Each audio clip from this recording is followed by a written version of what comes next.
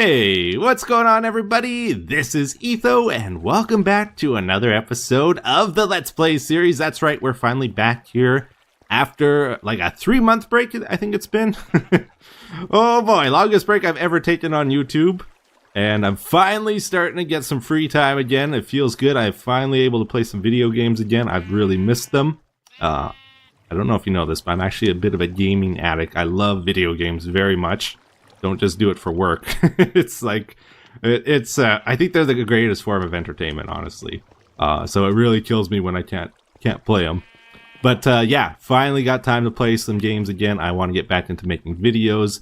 And yeah, I think the goal for today, guys, is going to be a little bit of a different episode. I mostly just want to tell you like where I've been, what's been going on, what's the situation, and what does it mean going forward. So it's going to be a little bit less of a, hey, let's play Minecraft, let's make progress episode. It's going to be a bit more about me today. I hope you can stand me. Hope you'll stand by me. Yeah, thanks for all your patience too, by the way, guys, for waiting while I haven't been uploading here. Really appreciate that. But yeah, let's get into it here. We might just go caving or something. Yeah, so maybe I'll just give you guys like a quick version of what happened first here. So I did make a couple tweets about this. Basically, the reason I've been gone is because both my parents were having some serious health issues, and it became clear to me that, you know, I got to step in and help them out for a while. The while ended up turning into something much more serious and longer. I hate to say it, but yeah. So thankfully, my mom has fully recovered from her issues. She's like pretty much where she was before, so I'm happy about that. But my dad, we did find out eventually that he had cancer, brain cancer, and it was a very aggressive, very difficult to treat form of cancer. So he did unfortunately end up passing away about a month ago now.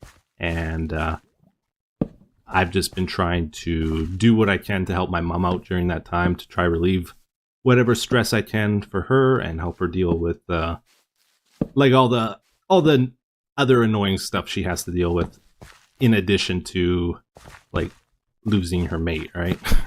It kind of sucks, but like you don't just have the cancer to deal with and like all the suckiness with that, but it's like, oh, guess what? All these companies that you're paying bills to, you have to now switch the name, and you know, it's like, oh, the banks want to freeze your bank account, and then you got all these. Oh, there's just so much stuff that has to be dealt with. It really sucks. All at the exact time. You gotta plan a funeral, and I just wanted to do whatever I could to help her with that. So that's what I've been doing most recently. Did I mention taxes? Oh, that's right. Taxes. Everybody's favorite thing. Oh, how we look forward to it every year. Yeah, all this happened during tax season as well. So not only do I get to do my taxes, I get to do my mom's taxes and my dad's taxes. And my dad used to spend like 2 weeks doing his taxes. He has some of the most complicated taxes you could ever imagine. They have a very odd living and business situation. With a lot of different like tax breaks and like complications revolving around that.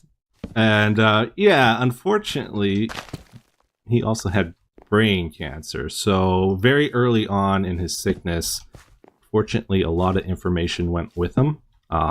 He couldn't really recall much. Like, he lost a lot of his memory. He lost his cognitive ability, pretty much. That's like your reasoning ability, your ability to form complex thoughts and that kind of thing. So I've pretty much been trying to do all this stuff blind without like all of the information I need as well, because I couldn't get it from him. So that's taken up a lot of time. Eventually I did end up taking it to accountants. First few accountants did not want to touch it, but then eventually found one that would. But I still had to take care of a few things, like, never heard of an NR4 slip before, but now I know what it is. It's like I get a letter in the mail from the government. It's like, we want our money. You haven't paid your remittance yet. Why haven't you paid your remittance? It's like, what on earth is a remittance? I've never heard this word before. Eventually found out, like, I called all his contacts. It's like, yeah, he's got some business in the States that he has to wire money to people and fill in an NR4. And it's like you try to enter that into a tax program, and it doesn't even exist in Canadian taxes. So it's like, okay, how do I enter this when doing taxes? You can't. It's been a tough couple months, guys. Trust me. I'm doing good though. Don't worry. I'm a tough guy. I can deal with this kind of stuff. How do you deal with a complex, difficult problem? You take it one step at a time. You start at the beginning, and it's more like. The way I view life is there's no problem that you can't really do. It's like you don't want to put the effort in to do it. Like any complex problem, if you spend enough time on it, eventually you'll work it out. If you figure out the details, right? You got to just figure out the details little by little. Eventually the problem makes more and more sense until you can solve it. Or you just take it to accountants once you give up. Oh, horse armor. Yeah, so with my dad, it took us quite a while to figure out like what was wrong with him. It started off like pretty innocent. He got a condition called water under the knee, which is like where there's fluid buildup behind the kneecap, and you get a lot of joint pain, and it really hurts to walk and stuff. So he was pretty much couch bound for a few weeks from that, but we didn't really think too much of it because it was something he got 2 years earlier, and he just kind of got over it, right? And same with this, he was starting to get over it, right? But then he started getting brain fog. It's like, oh, that's weird. But then he got digestive issues. We noticed he wasn't drinking water. It's like, what's going on? How are all these things related? Like water under the knee, brain fog, digestive issues. We were taking him to the doctor. The doctor would check out his organs and his blood, and they'd be like, oh, yeah, he's fine. Nothing wrong here. Send him home. He'll get better. And we had a really hard time, I think, because of what's going on in the world as well, to take him seriously. You know, like, no, he's got some serious problems here. You should really take a closer look. But they didn't really know what to do either, I don't think. It wasn't until eventually it's like it got to the point where he wasn't drinking water, so we had to take him to the hospital to get IV fluid put in him. We did that twice, and then it's like, we're not taking him home until you guys look at him and figure out what's wrong. Because they were going to send him home again without looking at him. It's like, come on, guys. My mom said, like, we're not taking him. She just put her foot down. It's like, and we had this theory that maybe he had a mini stroke or something. So my mom mentioned that, and that's when they started to pay more attention. That's when it's like, oh, this might be serious. They gave him a CAT scan, and that's when they saw it. So that's kind of how we figured it out. So very, very stressful, like when you don't know what's wrong. Sucks when you find out, but at least, you know, you're not so worried, like, I got to do something to take care of this, you know? It's like, oh, that's just the way it is, kind of thing after that. So then after that, it was like, okay, let's make the most of the time we got left, and family dinners and lots of friends came over, that kind of thing. Spend quality time as best as we can with them. So we did that for a while, and his condition was just getting worse and worse, right? Then it got to the point where we kind of had to watch him. Part of the brain that was affected was it was the frontal lobe, and that's like impulse control. So we would just get these random ideas that, oh, I got to go outside in the middle of the night and take care of something, right? Like, this has to get fixed right now. It's like, oh, man. And he could barely walk at that point. So it's like, you got to keep an eye on him, or he's going to go outside sometime and not come back, kind of thing. And then finally it got to the point where he couldn't really walk anymore. He was bedbound. And we had to make the decision, like, do we take him in for hospice care? Or do we try take care of him at home and just have nurses come in and teach us what to do? We weren't, again, because of the way things are in the world right now, if we did take him to hospice, he would only be allowed 2 visitors ever. Like, only 2 visitors, the same 2. So it's like, that's not going to work, right? And he was more comfortable at home, so we ended up doing home care. I learned how to become a nurse for a while.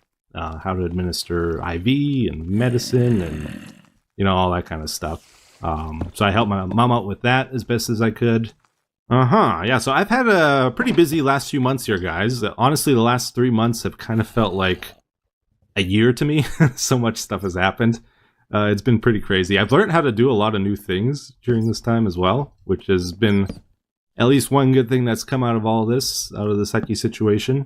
I'm doing a lot of physical work, so I've been getting good exercise and, like, remember I kind of complained in the past I wasn't really doing cardio.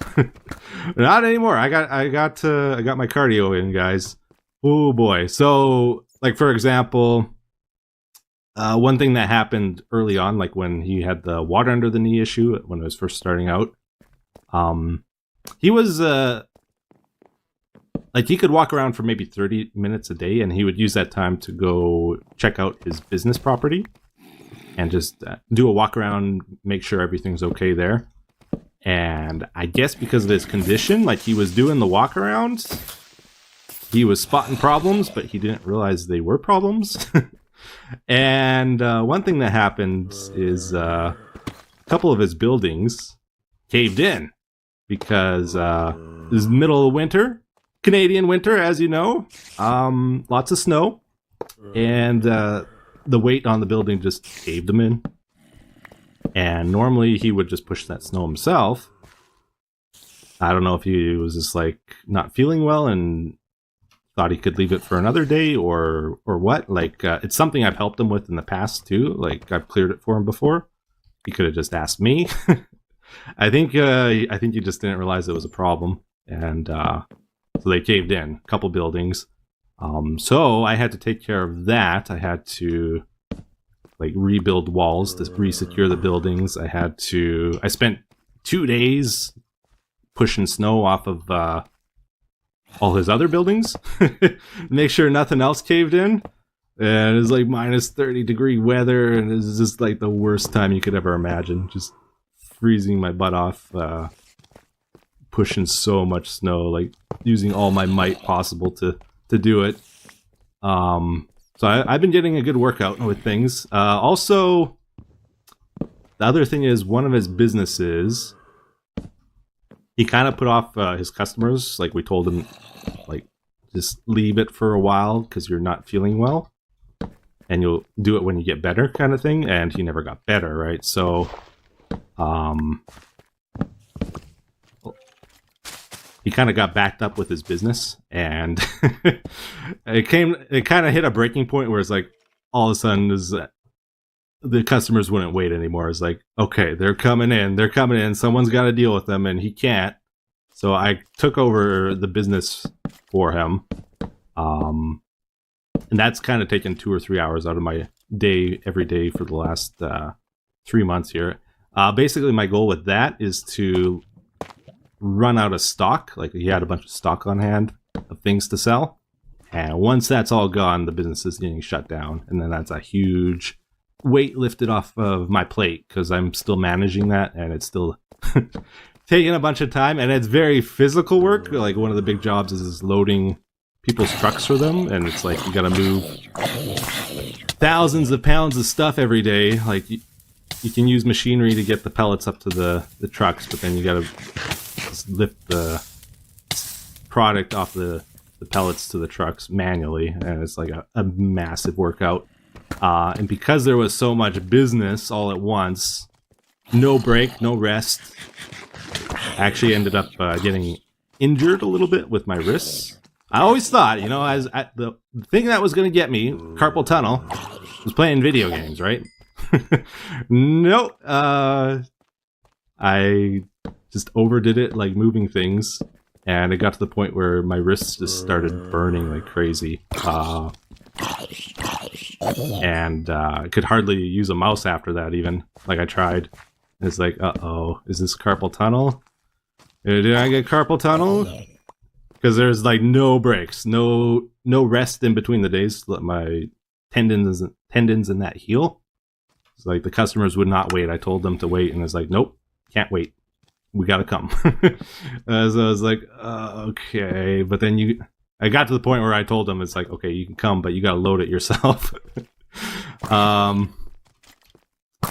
Yeah, anyways. Thankfully, I think it wasn't as serious. Like, it still kind of hurts my wrists, but they seem to be healing. So I don't think I caused permanent damage. But yeah, I've definitely had a lot of weird experiences lately. A lot of cases where it's like, does this really have to happen now while we're dealing with all this other stuff, you know?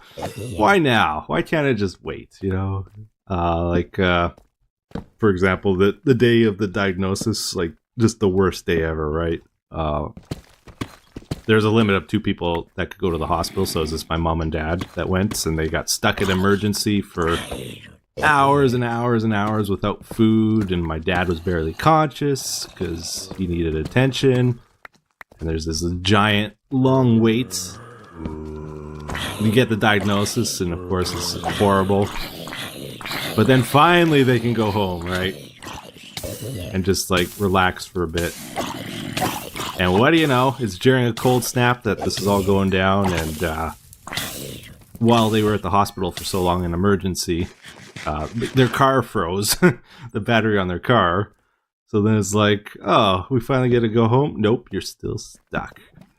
So I had to go and rush over to the hospital with my car and give them a ride home. And then the next day, it's like I go to pick up their vehicle with a new battery, and what do you know? My car doesn't start now. I'm having car trouble because I cold started my car at -30, and now my starter doesn't work, so I have to fix my car, and then I have to fix their car, and it's just like just a nightmare sometimes. They had plumbing issues during all this. They during the funeral, yeah, this was another crazy thing. Like an hour before the funeral, giant windstorm starts up, and what do you know? One of his older buildings at his business self-destructed. There's like shrapnel flying all over the place, and I had to go over there and like pick it up so that it wouldn't go damage some other business or whatever nearby. And then I had to rush over to the funeral because I was supposed to do the Zoom for it, and it's like, yeah, crazy stuff. I got stuck on the roof yesterday. I was trying out a man lift my dad had, and I got up no problem, but it sure didn't want to go down. And it's like, played with the controls for a few minutes, and then finally it just randomly started working, and I got down. It's like, okay, never using that thing again. But yeah, anyways, guys, I thought I'd just kind of give you an idea today of like what's been going on, where I've been, because I know you're probably curious, and in a weird way, it affects you too, because you probably have a routine of watching my videos, and you haven't been getting videos. So yeah. And it's gonna kind of continue to affect you for a while. I hate to say it, but I'm not done with all this stuff. So I have to liquefy his business. Like, it's not like something I'm gonna spend like a whole bunch of time on it all at once. It's like gonna be something I work on here and there for months from this point. Now, don't worry too much about me either. I do have like help. Like, I've been getting good support from family and friends, lots of nice people to help me out, so don't worry too much about old Etho here.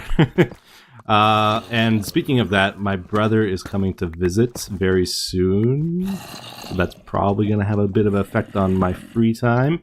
Haven't really seen him in a few years, actually. So his goal is to help out with, like, liquefying the business, and he's going to be working. But I'm sure we're going to hang out and just do fun stuff together, too. And he's going to be here for a month, I think 2 weeks from now. So hopefully I'll still be able to make videos during that. I kind of think I'll be able to sneak some in, but we'll see. Anyways, was that all I was going to say? I thought I had more to say. I probably do. I could go on and on about all this stuff for a while, guys, but don't want to bore you to death either. Oh yeah, and I guess in the future, I should probably say this too, like, probably won't talk about this stuff a lot in the future, just, not really because I don't want to, or, like, it's painful for me to talk about. It's just like, I have a idea of what I want my videos to be, and I like to focus more on the game and like enjoying. How do I explain this? I want my videos to be more positive, more upbeat, right? Not like, oh, today we're going to talk about problems number 56 and 57 on Etho's list. No. I kind of want, this is like a abnormal video. Okay. So in the future, I'll probably just carry on business as usual with our videos and not talk about a lot of this stuff. Anyways, you guys might be thinking, oh man, all that caving, what was the point of that, right? What a waste of time. No, guys, come on. Caving's fun, right? And it did actually serve a purpose. So honestly, the reason I went caving is because it's like one of the few things I can do and talk at the same time. But we were underneath the mob system here, so we lit up a bunch of caves under the mob system, and that has had a drastic improvement on the rate it's working. Look at this. So many more mobs. Totally worth it. There's probably like 9 more hours of caving I need to do to get this working again. But it's a start, okay? We got a good start there. There are a couple things I can probably show you guys before we wrap up here today as well. First off, let's head up to... Where should we go? Let's go over here. Okay, so for the longest time here, I've just like had a wheat farm set up here, like one of those smart farms. Is that what they're called? Man, I totally forgot the name. I think it's Smart Farm, right? I don't know. It's been so long, guys. Who cares? Yeah, I've been growing wheat over here, right? But it's like very out in the middle of nowhere, very random. I figured I want to have a nice place to... It's not auto farm. What are they called? Smart farmed. Mini farm? It's mini farm, isn't it? Let's go with mini farm. Yeah, we got the giant wheat farm over here, like the beautiful plains. We got the windmill. What better place to set up an actual wheat farm than over here, right? So check this out. We go down. Oh yeah, and I think I worked on the windmill too. We never had like an upstairs properly done here. Now we actually do. Or did I do this last episode? I can't remember. It's been too long. We go down. Woohoo! Remember we had those 2 skelly spawners underneath the windmill I wanted to do something with? Well, we've got something done with them now. Check this out. So we got a light switch. We can check them out. There's one over there. And there's one on the other side full of glow squid as well. Okay, pretty cool, right? We got to shut the lights off though, otherwise they won't spawn. They come together. They merge together on the 2 sides to the middle here. They go up the water elevators on each side.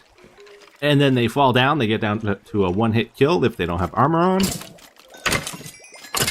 2-hit kill if they don't have armor on. You're going to use a sword anyway, right? You use a sword and you get a bunch of stuff. Lands in the hoppers. It shoots out, I think, into a water stream there.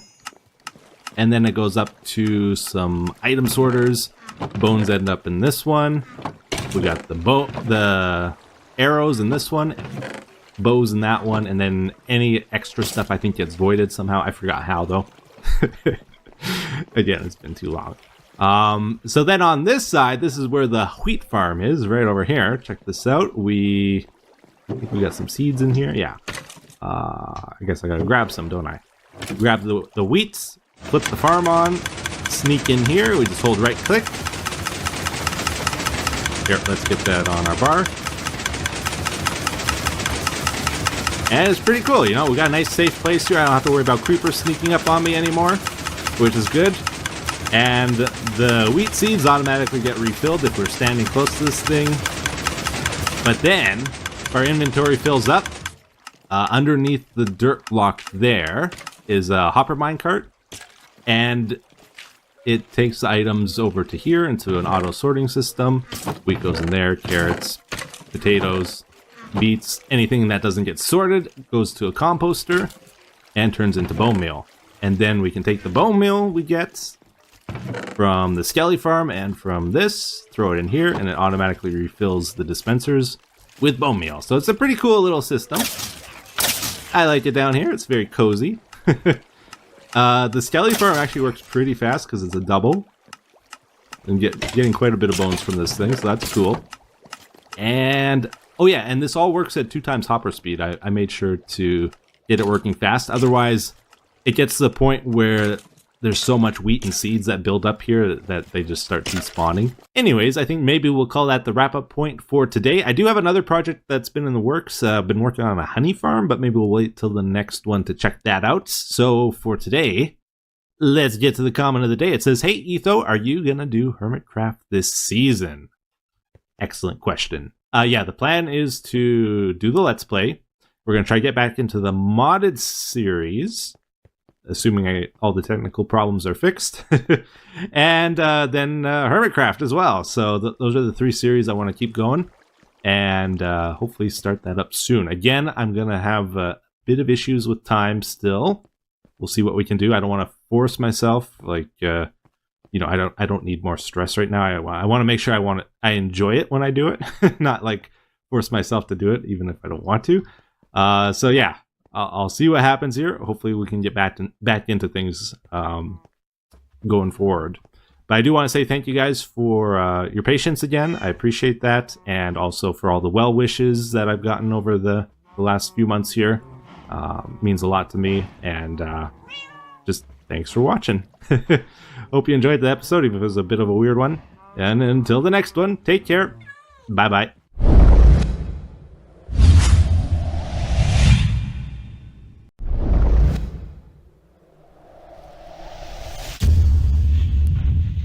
Hey, what's up everybody? This is Etho, and welcome back to another episode of the Let's Play series. We are finally back after quite a bit of a hiatus here.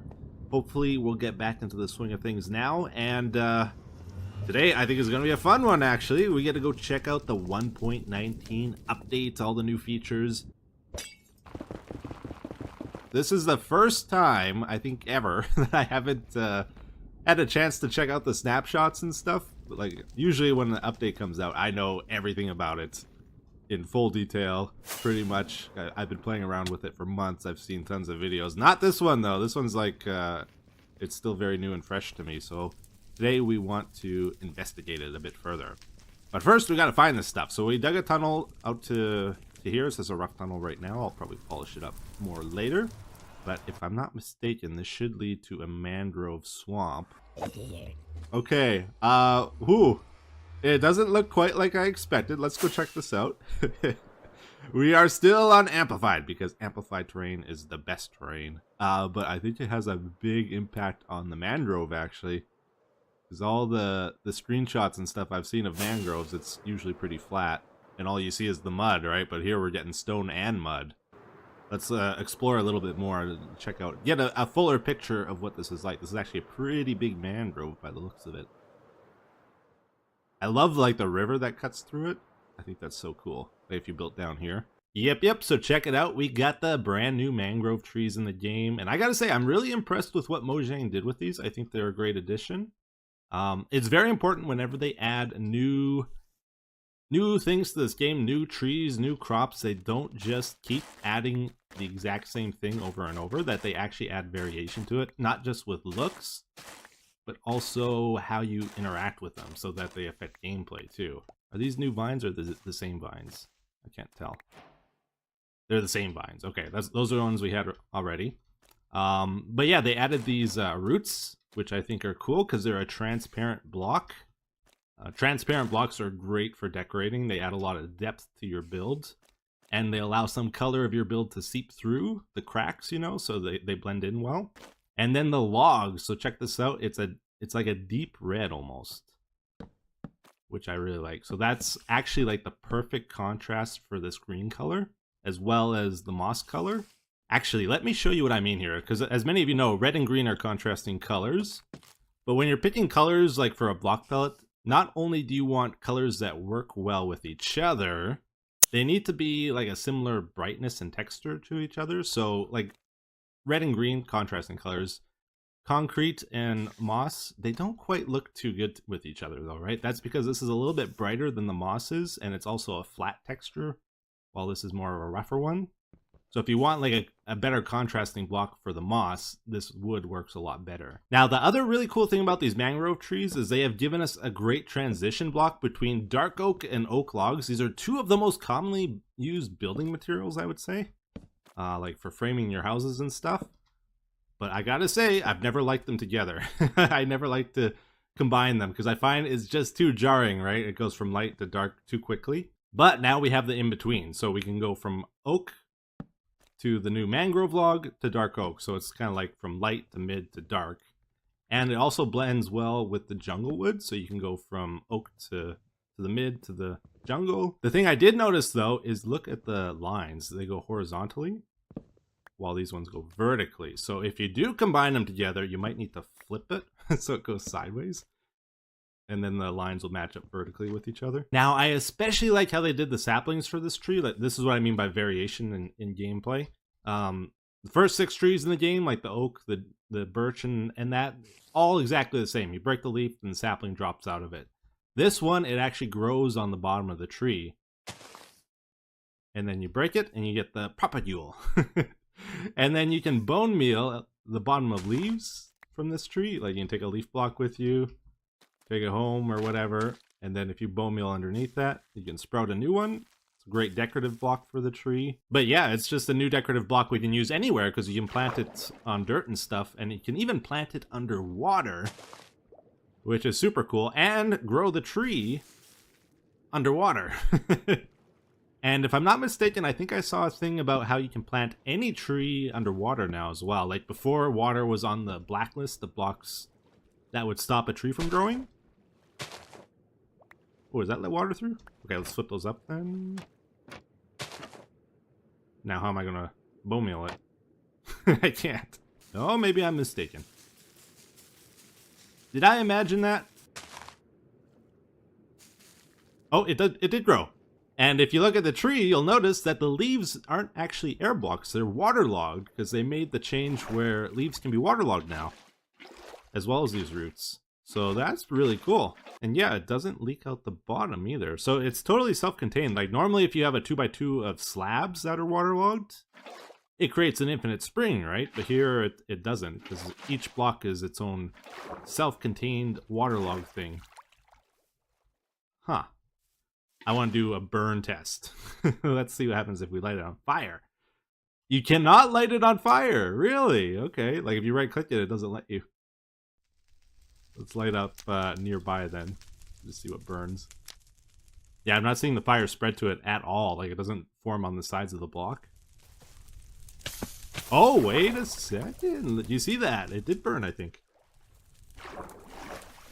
Or did it despawn? So they'll still despawn even if they're waterlogged. Yeah, look at this. It's pretty clear. It does not want to burn these waterlogged leaves. It's creating like a perfectly flat surface. Yeah, so I noticed the tree we grew underwater here, it didn't have any propagules form in the water. So then I tried to bone meal it. And nope, you can't. It doesn't look like you can grow them underwater at all. So that's interesting. Also, after you take them off the tree, you can't put them back on. It doesn't let you. You have to grow it on. So whenever a new crop or tree comes out in this game, I like to check if you can grow it with the bone meal in a dispenser. Usually you can, so I assume you can with this as well. It grew once, so I guess you'd have to have another dispenser lower. Looks like it doesn't waste bone meal either. That's also very nice. Makes things a lot easier. Yeah, so grew it, and then doesn't waste it again, and then you probably have to piston it. Uh-oh, we're getting a couple fires spawning here. Hopefully they'll go out. This one's spreading quite a bit, though. I don't know, we'll see.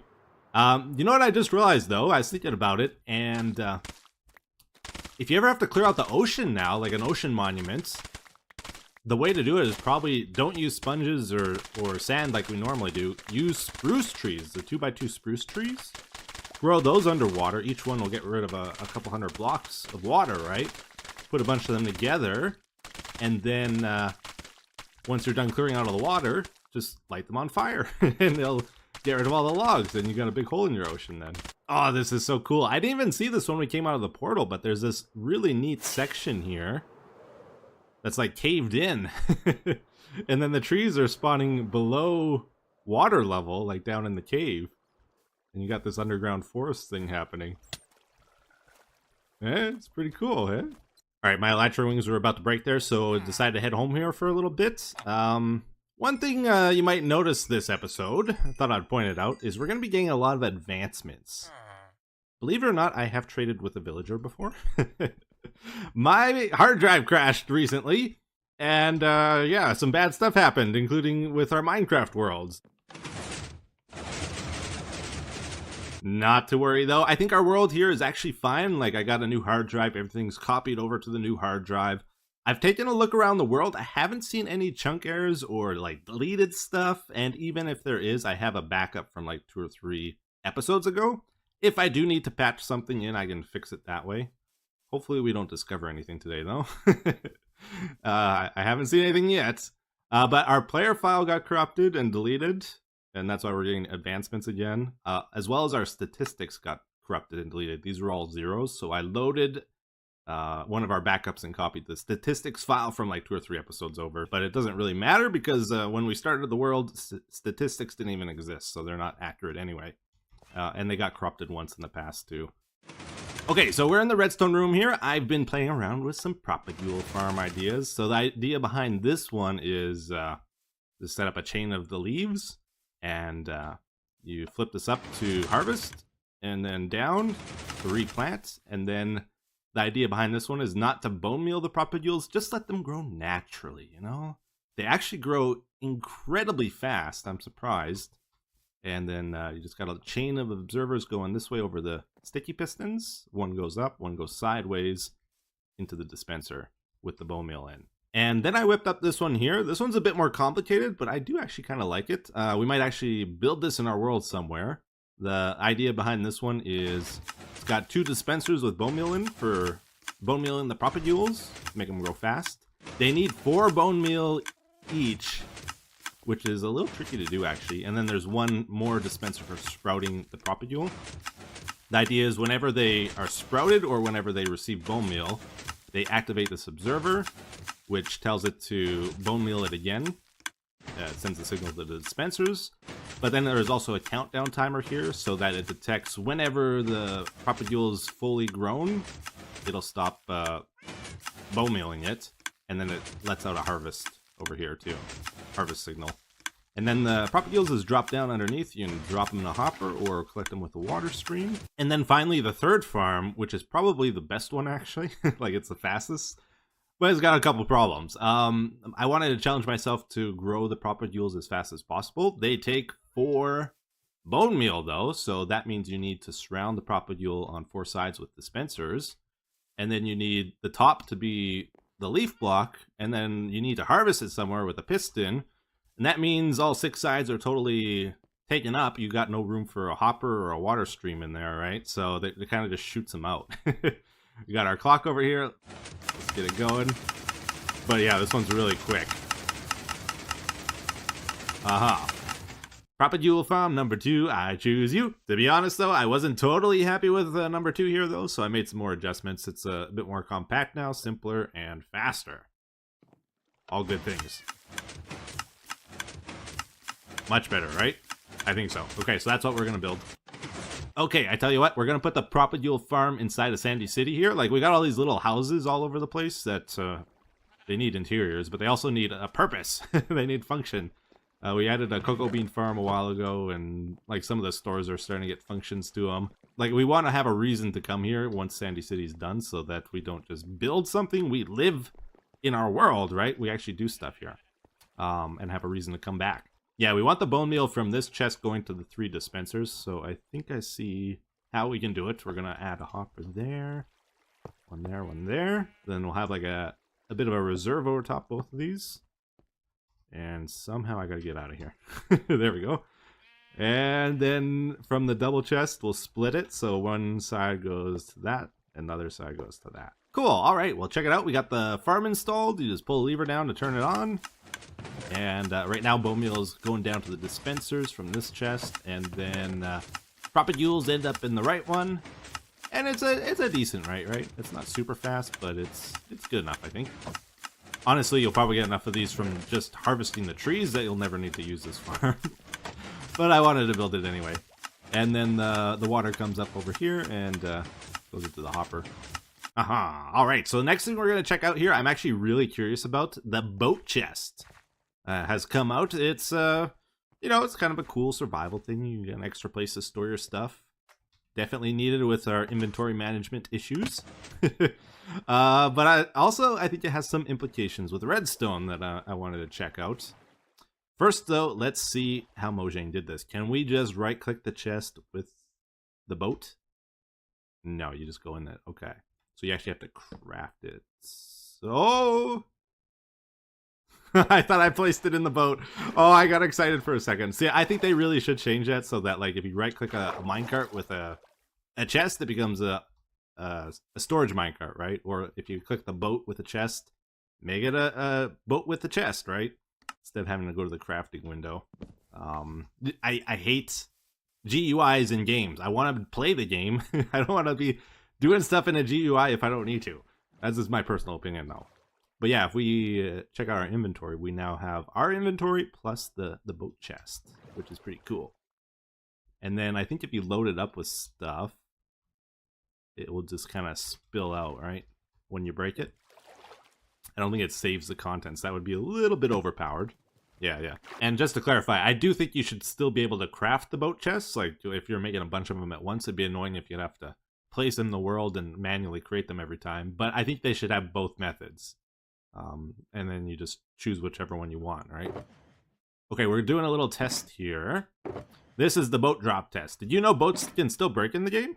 Yeah, it's true. If they fall a certain distance, like 11 blocks or so, or 12 blocks, you get a dead boat. So let's drop this one just to show you. Bam! Planks and sticks, just like the old days. Okay, now let's check out the boat chest. I'm curious if it'll just break into planks and sticks like the other boats, or if you get the chest back as well. Here we go. Kaboom! I don't see a chest, so it's just planks and sticks. Another really cool change this update is now whenever you break a hopper minecart or a storage minecart, boat with a chest, it doesn't split them into like the hopper and the minecart and you have to recraft it together again. It's how you left it, right? Which I think is great. I would like it though if they still gave you the option, like maybe you use a certain tool on the hopper minecart, like shears, and then it splits them apart again, or you know, an axe on the boat will split the chest from it, just so you have that option. Okay, we're gonna check this out. So one of the main ways we split items in this game is like this. You put the items in a hopper minecart like that, and then it divides it evenly between the 4 hoppers at 4 times hopper speed. This update, though, we now have the boat in the chest, which is kind of special because it can sit, I believe, between 9 hoppers. So that has some implications for redstone. I don't know how much this is actually going to get used, how important it is, but I think it could be a big deal. This should work, actually, I think, because honey doesn't quite take a full block space, so it should be sitting on top of the hopper below the honey when we do this. Okay, let's try this out. We're going to go on the boat, put a stack of nether bricks in. Yeah, look at that. I think that's 9 times hopper speed right there. Let's get some chains down. And then we'll put the hoppers facing the chains, and we'll see if that'll go into the boat sideways like that. It does. Oh, okay. That's got me excited. You know what that means. You can have 12 hoppers all around the sides and then 9 on top. That's 21 times hopper speed. Yep. So I just tested all 12 of the hoppers. They all put items into the boat, even the ones in the very corner here. So that's cool. And then you could put 9 more on top, I think. Yeah, that went in too. Oh man, that's crazy. Yeah, I think the practical application for this, though, is like if you ever need a 4 splitter, you'd use either a hopper minecart or a storage minecart. If you need an 8 splitter, you'd probably use a boat thing like this. The middle hopper would be very hard to lock and probably hook up to inventories and stuff. So I think you would omit that one and just do the ring. And then you can do a ring of redstone around that if you want to lock it. And then you just need an 8 times hopper speed input. and that will work out as well. The maximum output you could get is probably 16 times if you did 4 hopper minecarts under the boat, in the 4 corners of the boat, and then try to split it evenly between 16 hoppers below that. But it'd be very hard to set up. So I'm not going to bother doing that. Let's talk about mud. Yeah, so mud's pretty cool, although I gotta admit, at first I didn't really like it too much. Like, it's got this deep blue color to it with a bit of brown in there. It's like, man, what are you gonna put that with? There's not a ton of blue blocks in this game to go with it, like as a support. But you know, I've started to see a few blocks that it works well with, and it's like, yeah, it's okay. I think as the game progresses with more updates, there'll be more blocks that work well with it, and I think the texture itself is pretty nice. But how does the mud work? So if you look at our Y coordinate, we're at 66.875. So we're actually sunk down a little bit because normally you're at 0.0 when you're on the ground. So it's kind of like slow sand where it's not a full block. It is sideways though, so it's not like honey. At least I think it is. 0.3? 0.3, yeah. So it's a full block on the side, just not on the top. But that's kind of cool because we can pick up items with a hopper through it that way. And you don't get the slowness effect like you do with slow sand, so it's kind of unique in that way. How do you get the mud? Well, you get it from dirt. Dirt, you hit with a water bottle, turns to mud. Coarse dirt does not work with grass, works with rooted dirt.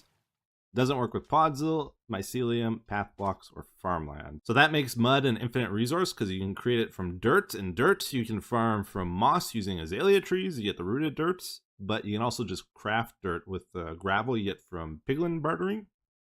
And you can use this in your mud makers. Oh, I should have tested that first. That's embarrassing. We got 2 observers there now. I guess it's because dispensers take 2 ticks to activate, I think. Like, it takes 2 ticks after it receives the redstone to actually use the water bottle, if I'm not mistaken. Hold right click. Works great.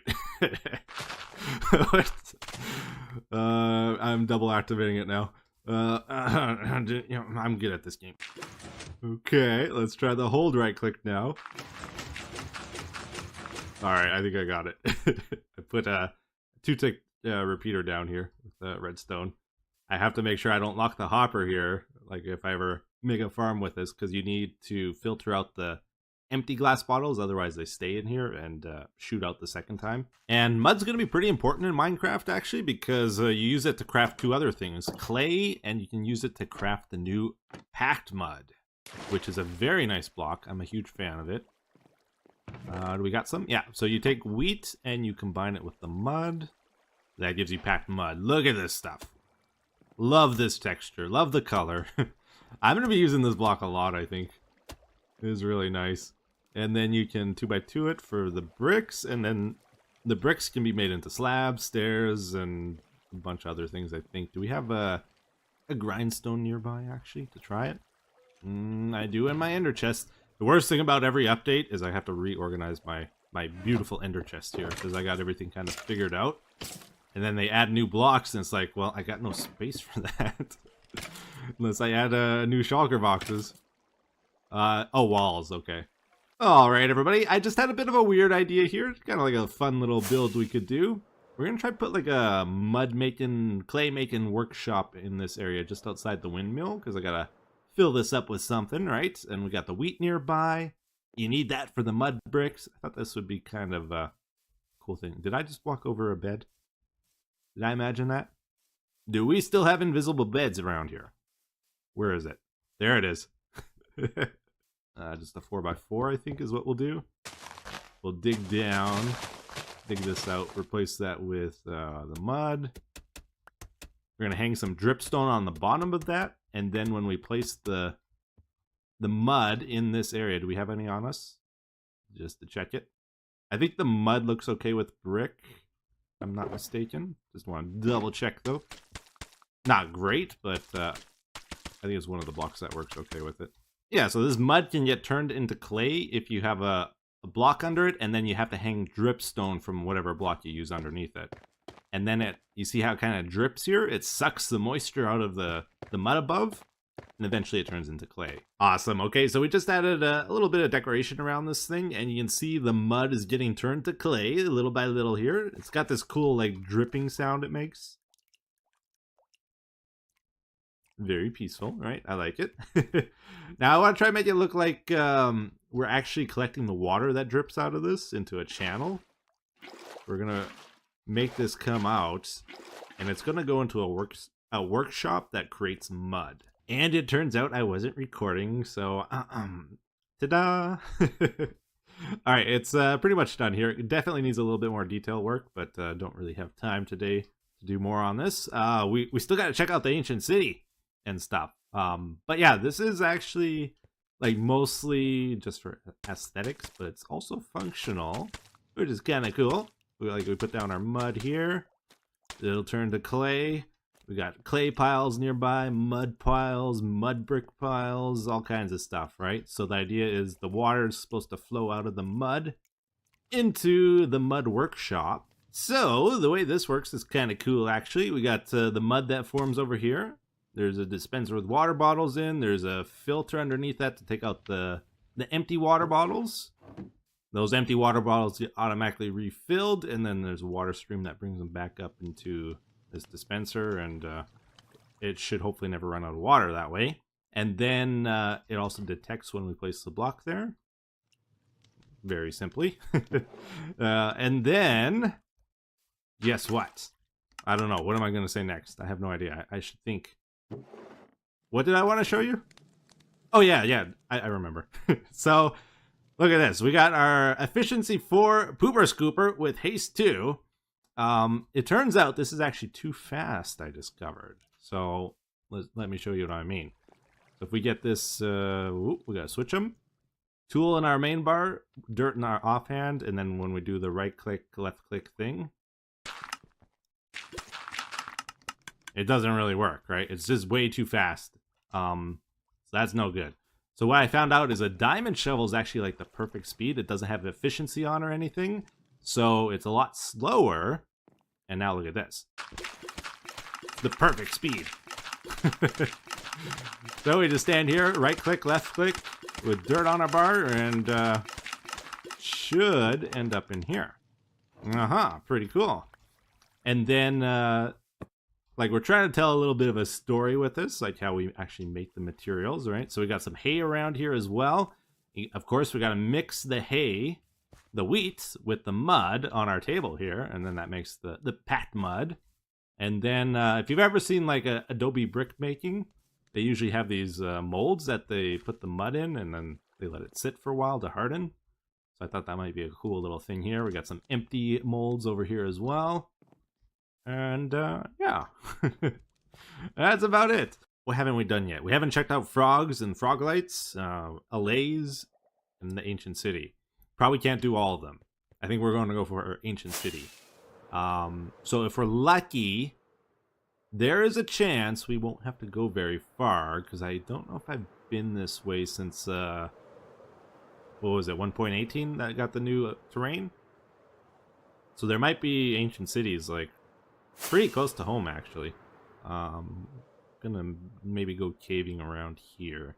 Yeah, I still find it really hard not to spam torches. It's gonna take me a while. Everybody always wonders, like, why I care so much about lighting up caves. It's because if I ever decide to make a mob system somewhere, I don't want to ever have to go back and try figure out what areas aren't properly lit in a cave. I just want to make sure I do it right the first time. Okay, they're a little bit tricky to find. We finally got one, though. I did some, like, poke holes every few hundred blocks, and eventually I just started digging down, like, at Y40 minus 48. I don't know, I guess you might want to go a little bit higher, but yeah, we got one. All right, let's go check it out. It looks a little weird. I don't see any of the blue stuff. It's supposed to be blue stuff, isn't there? Where's my blue stuff? It's like just the stone. I wonder if it's because my world's old and it kind of messed it up. Oh, okay, there is some blue stuff. Now look at that. Okay, might need to walk on the wool. Yeah, I gotta say, like, this was really freaky when we did it in Double Life. In Iron Armor, no Elytra Wings. I don't know what it's gonna be like with Elytra Wings. I feel like I can just fly away if things get bad, right? I don't know. We'll see here. Tell you what, actually, what we should do, let's set our spawn. That's a good idea. I'm gonna put an ender chest by this as well, so that hopefully I can recover if something bad happens. This place is actually massive. It just keeps going. I think this is the main thing, though. Like, there's a giant structure at the center of it. Well, I don't know if it's the center, but, like, I think this is, like, what starts the whole structure, and it kind of spreads from here. I heard some redstone. What was that? So I know there's a... Oh. Oh. Oh, that's right. I think I heard about this. There's like some sort of tutorial that they do with redstone now. Okay, let's look at the tutorials here. What is this trying to teach me? Okay, so this emits power, and one tick and one tick. It does not go through glass. Look at that, guys.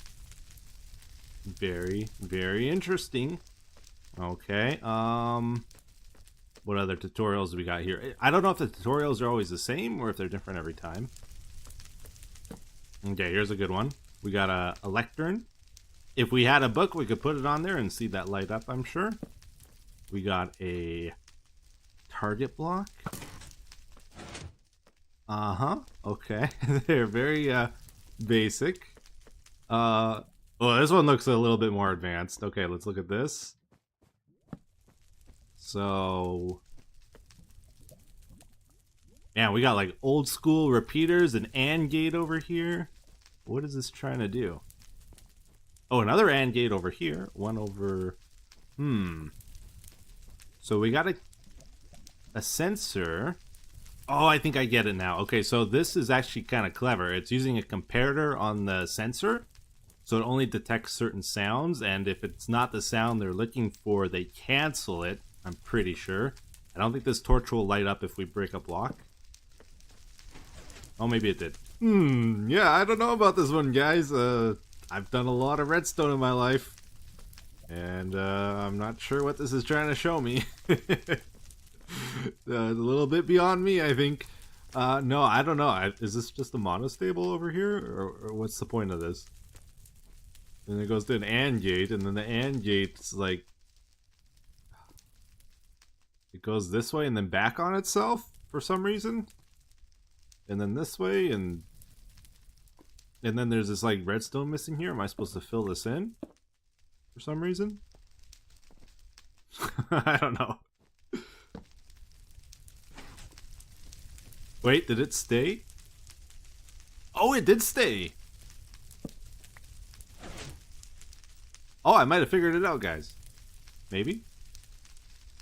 Did it open? Here, let's get rid of this glass. I can't see. Yeah, it's open now. Oh, and it closed. Okay, look at that. So before it was like opening and closing with that redstone missing. I think. Was it get rid of it again? Yeah, that's what it was doing before. Okay. So maybe this is like a puzzle to figure out what's wrong, what's missing. Okay, here's the deal, everybody. I want your theories. I want you to tell me what you think this portal's for. Or you think it's a portal at all. I don't know. It looks like a portal to me. This is where they put the reinforced deep slate, so you can't break this. This is like bedrock. This is a very important structure, I feel, that they don't want you to remove. I think it's a portal. Are they adding a new dimension, do you think?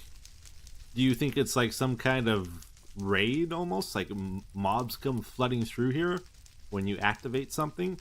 Like they got all these candles around it too, right? So it's like, I don't know, maybe mobs just come storming through this and you gotta kill them all and then something happens? But then there's also fire below, which is very odd. Like a forge of some sorts. Or a summoning, I don't know.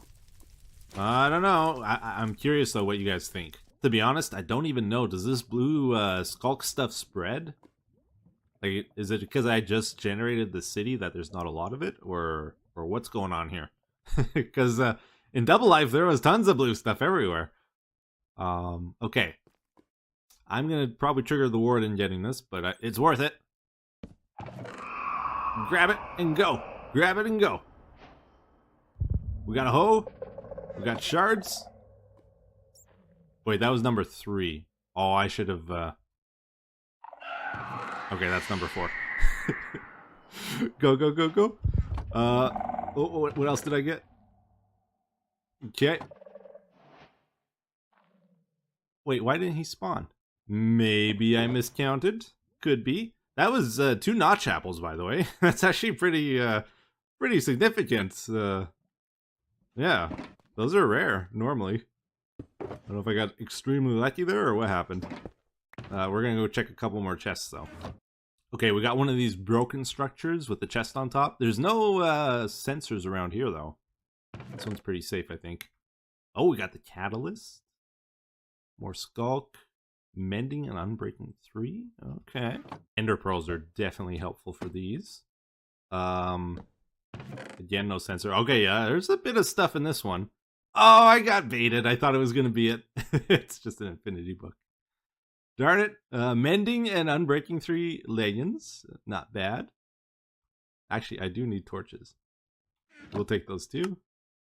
Cool. This could be bad, guys. This is probably going to be what sets them off. I didn't bring any wool or anything. So we just gotta take the punishment. Oh dear. Oh dear. I should almost eat one of those notch apples. Oh, maybe he's in this one.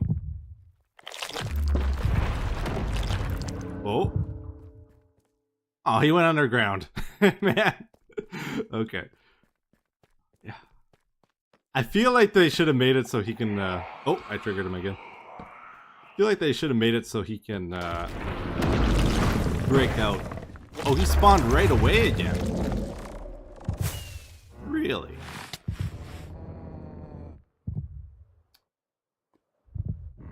So I'm not entirely sure how the counter works, because I just spawned him, I triggered it once, and then he spawned again. So it must be, yep, you must have to wait for the cooldown to go all the way back down to 0. Ooh, it's one of the double chesters. These are the best ones. Any spawners around here? No. Oh man, these are freebies too. Alright. Unbreaking 3, I'm ending again. Name tag, skulk. Oh, I got baited again. Are you serious? So I really want the swift sneak. Like, that's what I'm here for mainly. And I gotta get some sensors too, probably. Okay.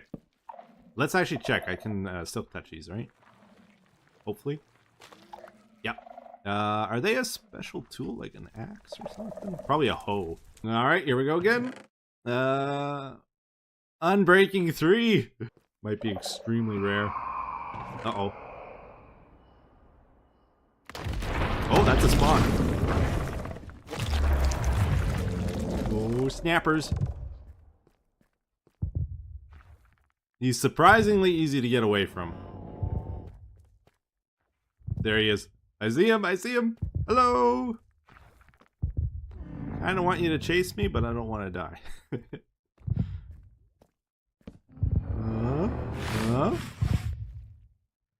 He's sniffing. Okay, he definitely heard that. Yeah, he didn't really start running or anything, though. He's still just kind of hanging out. They're really... Oh, man, they gotta chase you better. Right? I know I'm kind of cheating by flying and stuff, but, like, I'm running around here, I'm placing torches, and... Like, he's not that far away, and he doesn't know I'm here. Poor guy. I think they're spawning every time now. Yep. Okay. Yoink. Yes! Swift Sneak 3! Swift Sneak 3! That's what we're looking for. We got it. I really hope they don't make it so villagers trade those. I think that would just like totally cheapen it. Oh, we got a Swift Sneak one. Like, I'm actually excited to get these. Oh, those are good. And 2 more notch apples. What? Man, that's incredible. So those aren't rare anymore. They're like super common. He's getting closer. Kind of curious if he'll find me. Yeah, I think he might see me. I better run. I'm not dying now after we got all the loot. That's for sure. Awesome. All right, everybody. Well, we made it back home here safe and sound with all the good loot. There's probably like 15 to 20 chests in there. There's a ton of them. And this is what we got, roughly. A bunch of diamond horse armor. There's even some skeleton skulls there that I kind of forgot about. I picked up 2 of those. And a bunch of leggings, a couple hose, 5 notch apples. That's pretty excessive, I thought. We got other side. We got Swift Sneak 3 and 1. And you can pick up the Shriekers and the Catalysts with Silk Touch and stuff. So, yeah, we got like everything we need, I think, from that. Pretty cool. Now, let's check it out. I want to see what the enchantment does. I've never seen it. I've never tried it. This is totally brand new for me. Kind of excited. Because I think this is going to be really useful for, like, building. Especially, like, bridging. So what it does is it makes you go faster when you're shifting. So this is our normal sneaky pants speed. Oh, okay, yeah, that's significant. That's pretty cool. Oh man, dude, I am cruising. Okay, let's try this out. We got Soul Soil, we got Speed 2, we got the Soul Speed on our boots, plus the Swift Sneak. How fast can we bridge? Oh, snap. Okay, that's even faster than I was expecting. Dude. Oh, it's quicker if I spam the click, too. Cool, cool. Well, I think it's about time we wrap up this episode, guys. It's getting a bit long. Unfortunately, we didn't check out all the features. There's still the allays and the frogs, and I never got to play around with the skulk sensors, and yeah, there's a lot of stuff in this update, actually. Comment of the day says, I have an idea. Start a Minecraft hardcore single-player series. Ha. So I've never done that before. I know there was a big trend. I think there still is a big trend for the hardcore series. People seem to really like them. I don't know though. I always had like mixed feelings about them. Like, whenever I watch a hardcore series, it's like, how much value does that actually add to what's happening? You know? And to me, there's really nothing. But other people, it's like, oh man, it's exciting, it's a risk, he might lose his world, you know, but in the back of my head, when I'm watching hardcore series, I'm like, I wonder if this YouTuber made a copy of the world and just loaded it when he died, you know? It's just like, I don't know. It just kind of feels like a regular series to me, personally. Now, if you're streaming it, it's a different story, because then, like, if you do die, it's like, nope, it's real. People saw it happen. Can't take it back. You know, it's the real deal. But it's probably not something I would do. But yeah, that's going to do it for this episode, guys. Until the next one, hope you enjoyed it. Take care. Have a good day. Bye-bye.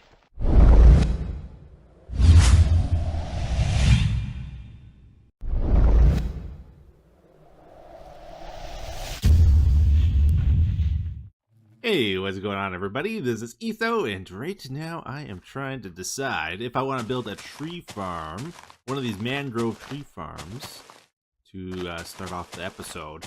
Now, well, I know I want to, actually. I don't know how to build one, I guess I should say. Grow a couple of these trees to see what happens. And they take quite a bit of bone meal. They do. Yeah, that's the other thing too. They kind of they make a big mess, don't they?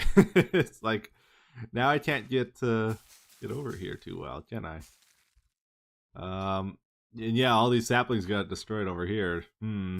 Alright, we ended up with something that looks like this. What do we do with this? This is like really wild. Yeah, these trees, they really branch out too, don't they? I don't think that's a problem though. It's just kind of annoying. There'll always be some wood left over, I think. I want to test this out again, except this time we're going to try growing them underwater and see if that protects the saplings from getting destroyed, like when the trees grow. Because the roots tend to destroy the propagules. No, it did. It destroyed it over here. Oh, man, I hate to do it. Oh, it's going to be such a mess to clean up. But I want to see how well this tree does in this tree farm that we use for the spruce trees and the dark oaks. So we're just going to go for it, and hopefully it doesn't blow up, as we usually do. So there's going to be some logs in the middle, it looks like. Okay, but basically we chop out a tunnel in the middle. Okay. Here we go. Although I just realized the problem, I think. It's gonna blow up the dirt. Yeah. Not too badly, though. It's because there's no logs at the bottom. So usually the logs shield the dirt from getting blown up, and since they're not there, this all kind of got messed up. It did a fairly good job, didn't it? How much should we get? Yeah, we got 2 stacks. Basically, we're going to take this tree farm and build it again. Except the new one's going to be dedicated to the mangrove trees because it leaves a giant mess all around the sides, and then there's a ton of roots in the way. So if I ever go from growing mangrove trees to spruce trees or the dark oaks, all that junk's going to be in the way. And I'm not going to want to do it, right? So I either got to do like giant batches of this stuff, or, you know, I think long term, I think it's best just to set up a second tree farm dedicated to the mangroves. So that's what we're going to do. We're going to build it right over here. And I have actually built this tree farm several times now. So I know I can build it in about an hour or so, maybe 2. Yeah, it took 3 hours, like I said. You know how it goes. You know, I never factor in resource gathering time, and then there's just a bunch of running around that needs to be done always. All right. Uh-oh. Yeah. Yeah, it doesn't really blow up the roots. Okay. So if we don't do all the TNT, then it doesn't really get much of the roots down here, and then the logs kind of sit up above. Maybe we got to use full TNT then. So usually as I plant these, I remove some of the roots, and maybe the trick is don't remove the roots, leave some covering the mud so it doesn't get blown up. Okay, let's see how it does this time. We're blowing up the bottom this time. No, it's still got the mud, really. We had that totally covered with roots. So the thing I'm kind of struggling with here is with these tree farms, they're somewhat programmable. Like you have 6 dispensers on the way up with TNT in. 1, 2, 3, 4, 5, 6. And depending on if you put TNT in, like the bottom one here, it'll blow up the roots. If there's none in there, then it won't blow up the roots, won't blow up the dirt, everything's fine, right? Except then it leaves a bunch of roots. The logs land on top of those, and then when the second one comes down, it blows up all the logs that are sitting on top of the roots. So I'm having a bit of a trouble here. I did not put any TNT in the top one because these trees are a bit shorter than spruce trees. So you can save on TNT that way, right? So that's what's cool about having like several of these tree farms set up. You can be a little bit more specific when you're blowing up the trees. So I think what I'm going to do here is put a little reminder for myself. Etho, shield the mud, so I don't forget next time I use this. And instead of putting all the propagules on the pad to begin with, we just do it one by one. I put the propagules in my offhand, bone meal in the main hand. This doesn't work perfectly either, though, because I tend to always place an extra propagule after it grows, so it's a little bit annoying. Also, the roots sometimes do that to you. So these trees are just, they're a challenge. And then this sign is going to remind me to do this extra step. Basically, this isn't ideal, but it's what I'm going to have to do, I think, is just bust out the middle and put some logs down as a shield for the mud and for the hoppers and all that stuff. Probably just in the middle will work, but I'm not entirely sure. We'll test it again. Okay. The mud survived. The mud survived, everybody. Look at that. Did the carpet survive? Carpet survived too, I think. Excellent. Okay. Yeah, so if we just do that extra step, everything's fine. So normally this guy doesn't bother me because I don't see him. He's kind of hidden behind some mountains and stuff, right? And so if you don't see him, he doesn't exist. But today, I'm really seeing him a lot. This is the example of like what's really bad about having an old world like mine. Like there's some projects that are just so bad, they actually make the world worse than if you hadn't done them, right? This was supposed to be like something that led to the dragon egg, and not only is it unfinished and ugly, but it's also broken. There's supposed to be a redstone gadget that works here. All right, well, it was a bit of a hard call to know what to do with this thing. It's a bit goofy, right? I don't really want to tear it out either, though, because then you lose the history of the world if you do that. So it's like, well, it can't stay the way it is either. So I just gave it a quick little update here. Don't really want to spend a lot of time on it. But we got a couple cool new features. For example, we got sensor over here, a skulk sensor, so it detects whenever we're moving nearby, and then it activates a shrieker to give it that ominous sound, right? Like the dragon screeching at you. And then these heads also start biting, chomping down at you. And the fade lighting is working now, so it fades in and out kind of randomly. Let's head into the nether here for a little bit. So this week I spent a bit of time working on a new nether tunnel. I went and gathered a whole bunch of ice for it, and then traded in whatever gold we had to the piglins for some blackstone, and got to work building the new tunnel. Let's go take a look. So it's down this way. This is the path that has our dual blaze farm, with our skeleton farm, goon farm, gas blaster. I guess I gotta add a new thing. It also goes out to the swamp now that we found last episode, the mangrove swamp. So just over there's the blaze farm. We go a little bit further here. We got Mr. Froggy from Castle Crashers, and then left there is to the goon farm and stuff. And this is all the new tunnel over here. It's very important I keep up with these tunnels, like keep adding to them, so that like if I need to travel to new terrain, it's not a big hassle. And I dread doing it. Kind of ran out of blackstone, by the way. I traded in all my gold. I can never get enough gold in this series, it feels like. But yeah, that nether tunnel takes us out to over here, the mangrove swamp we found last episode. So now if I need to transport frogs, or I guess you can just farm tadpoles. Man, that whole tunnel's for nothing, isn't it? No, it's good because if I need to like collect mud or something, it's easy to get here now. There's horses here if I want to find some new horses. Just having new terrain is nice. Rabbits. That's not a rabbit, that's a frog.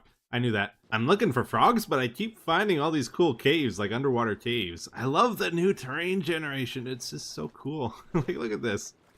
Got a deep hole that goes all the way down to deep slate in the swamp here. We got like rings to swim through, and another ring over here, and then look how deep the water goes too. Like, this is the mangrove swamp. I was not expecting it to go so far down. And okay, so they bred. Kind of thought they'd go straight to the water, but I'm not sure how it works. I've actually seen like no videos of this. Oh, there it goes. Yeah, tadpole. Nice. So then I think we can scoop these up, right? No, I killed him. Did that destroy it? Yeah. Darn it. Oh, we got it. Okay, let's try this again. Is it, you don't silk touch them, right? I thought you could scoop them. Or no, I think they have to hatch first, right? They have to hatch, then you can scoop them up. Maybe. Let's see if we can silk touch them. Nope. Okay, yeah, you really gotta... Oh, that was cool. Okay, they did it. Alright, we got some eggs. I'm not gonna touch those ones. Did they... Oh no, they hatched instantly. I thought a frog jumped on them and killed them. So I was about to rage. Get over here. Now check this out. Right by the mangrove, there is a pillager outpost too. Can we get an allay? That would be cool. Oh, I think all the cages are empty. This is where you get the allays. They're in these cages usually. He's trapped in there. He's the black sheep of the group. They don't like him.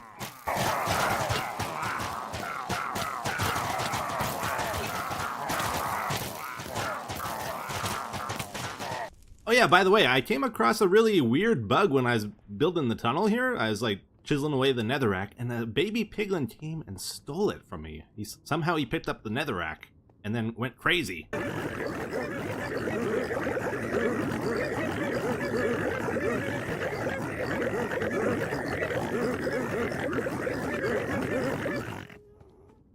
And to be honest, I've started to find a few bugs with 1.19. I'm in 1.19.1 actually, and there's an issue with wither skeletons that's really annoying me. I'm hoping it's a bug and not a change, but normally I have lava flowing down to turn the farm on and off, and you can see they're still spawning even though the light levels should be high enough to prevent them from spawning on those pads. So yeah, that kind of stinks. And I came across another problem here with our squid farm, which was a bit unexpected. So, like, Mojang makes a lot of little secret changes behind the scenes that you never really hear about or know about. And one of them is, like, the minecarts don't pick up the squid anymore when they fall on their heads like they used to. Don't know when that changed, but I just noticed it the other day. So this farm needs to be redone. But anyways, we ended up getting a few tadpoles to grow into frogs here. And I found out a couple tricks. I've been experimenting with the frog mechanics a bit. This is like a combo trick I want to show you. So it is, first of all, possible to grow tadpoles in the nether. Normally, if you let them go and you try to feed them slime balls, they'll die before they grow up into frogs. But the other trick I'm trying to show you with this is you can also keep track of their growth cycle in the bucket. So I'm feeding him slime balls to speed up his growth, and then you can juggle them in a new water bucket. So this is, it didn't reset his growth cycle, it keeps track of it in the bucket there. So now when I release them again, I'm gonna feed them some more. I don't know how many you're supposed to feed them, to be honest. I didn't figure that out yet. But I'm just using this as kind of a timer, figure out how many I need to give him, right? So after I feed him the full stack, this guy is ready to turn into a frog. So if I let him go, he'll turn into a frog before he dies. Or else I'm gonna look like a fool. There we go. Alright, so I'm just gonna prep our tadpoles here and get them ready to turn into frogs, because I think we might try get a froglight farm going on. Okay, so we're gonna build our froglight farm. We got our tadpoles prepped and ready to go here. We got blocks ready to go, and I just realized I got like a ton of stuff I need to explain for this to make sense. So let's get started. I'm gonna pillar up as I talk here. So as many of you know, there's 3 different types of frogs in the game now, and depending on what biome the tadpoles grow up in affects what color they're gonna be. So depending on if they grow up in a hot biome, a cold one, or a medium temperature biome, will change the color. And then a frog needs to eat a magma cube to create a froglight, and the froglight will be the color of the frog that ejects it. So where do we get magma cubes? Well, oh, I went too high. You can get it from like a bastion magma cube spawner is a good place, but also just going to a basalt delta is also good, which is where we are right now. And we got to watch out for gas, because the gas are going to want to spawn. Maybe around 200 is good. I don't know. I'm actually going to put down glass just so nothing spawns right now. Now, in my world, as you know, I got to go pretty far for stuff usually, except I found something interesting here. So, at one point in the series, I flew all around my nether 1,000 blocks out, but apparently I missed the spot right over here. That is only about 400 or 500 blocks away from 0, 0. There's a couple chunks of basalt delta that we can take advantage of. Close to home, I don't have to travel far to get to here. Let's get rid of the pillar. Pew, pew, pew, pew, pew. And the other thing is, this farm would work a lot better if I built it closer to bedrock and then AFK'd in the sky. Just the way spawning works in this game. But I'm trying to make a YouTube series here. And I want to be able to see our farms working, right? So that's why I'm building it up in the sky here, so we can actually stand here and see it working. Even though the rates will be a little bit lower.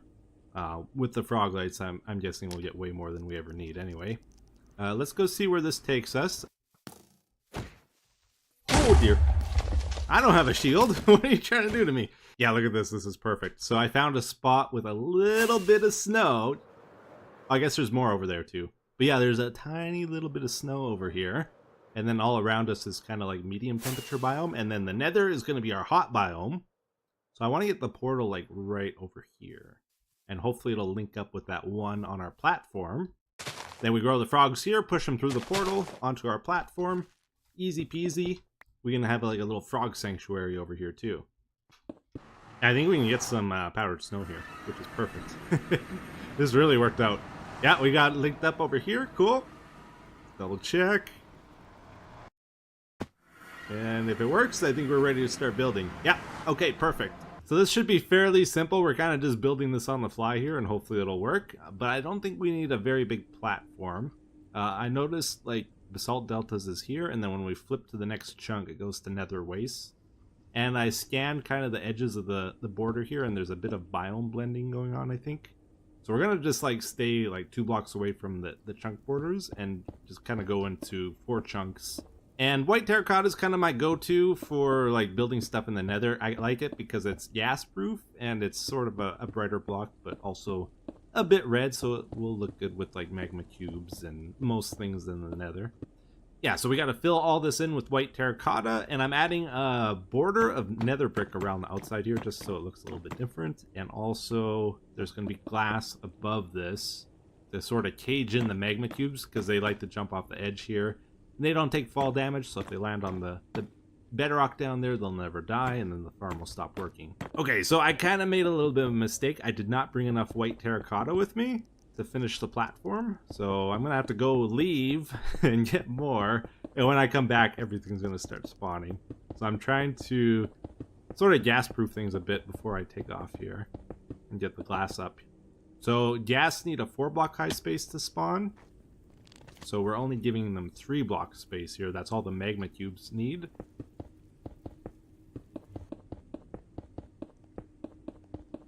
Excellent. All right, check it out. We got the platform all built and caged in, and the magma cubes are spawning pretty good when we're far away from it. I built a little observatory platform behind me there. Now we're ready to move on to the next stages here. So we're in the basalt deltas, and the only thing that can spawn here, I believe, is gas and magma cubes. We don't give them enough space on the platform there to spawn gas, and nothing spawns on top of glass, so all we're getting is magma cubes, which is great. Next step here might be to introduce the frogs. Now, I hate to say it, but we probably don't have enough time to finish this whole thing today. I'm already at my limits here. So let's just double check this works, that we can get the proper frogs here. And then off camera, between next episode, I'll breed up a bunch of frogs and get them introduced into there. Add all the powdered snow, probably a collection system. Okay, so that's an orange frog. Very good. So that's the medium temperature biomes. This is a cold biome over here, so I believe he's the green one, right? Get that guy over there. I've already fed these guys slime balls, so that's why they're converting. You need a little nudge? There you go. We got him. We got him. Okay, there we go. So this is cool. We got like all 3 biomes together here. We get all the frogs. It's dangerous for me in here. Oh, it's already starting to happen. But basically, we'll add a bunch of frogs. 3 is not going to be enough for this whole farm, obviously. I got to get, like, probably 50 or something. Let's just double check the white frog works. Please don't die. There we go. And he should start eating the slimes. There we go. We're getting the frog lights. Cool, cool. I'm going to block this off so they can't go back in. This is actually very dangerous here. I'm getting a little bit cornered. I like this spot over here. So the other thing we gotta do is put down powdered snow. So every 2 blocks we basically need some powdered snow to kill the slimes. They do not like this stuff. Alright, let's double check that works. We got a medium slime here. He should be just barely touching it. And he died and split into the babies. Good stuff. Okay. So somehow I need several hundred buckets of powdered snow to fill this all up. Yeah, they're doing work. Look at this. Look at this. Oh dear. Loud noises. Yeah, this farm's gonna be insane when it's done. But yeah, like I said, everybody, that's going to have to wait until the next episode because right now it is time for the comment of the day. And I like this comment because it really got me thinking about things a bit. It says, Etho, your intros used to be so unique, but now you've got a "what's up, guys" formula every time, and it sounds kind of cringe. All of them used to be different and quirky and unpredictable. Be creative with it again. I know you can because you're different than every other YouTuber on this site. Thanks anyways for all the videos. You're still my favorite creator 100%.